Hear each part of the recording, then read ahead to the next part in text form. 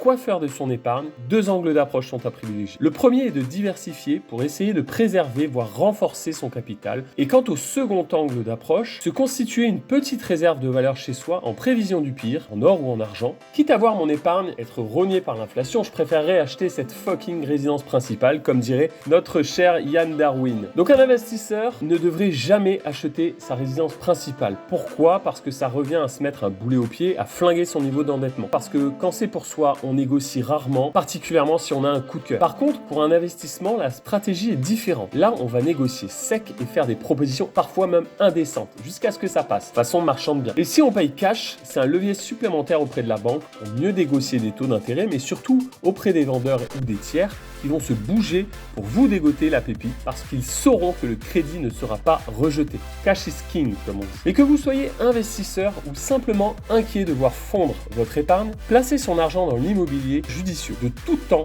l'immobilier a servi de valeur refuge. Mon conseil, c'est d'investir particulièrement dans les zones tendues, avec une forte demande des loueurs et une densité démographique forte. Pourquoi avoir un seul loyer quand on peut en avoir deux dans un même appartement? D'autant que les studios sont les appartements les plus chers en termes de prix au mètre carré. Exemple, 550 € par studio, soit 400 € de plus, de quoi vous permettre de réaliser un appartement en autofinancement. C'est plutôt rare. Entre nous, ces bons plans, ça vous plaît? J'en ai encore plein, alors restez bien jusqu'à la fin.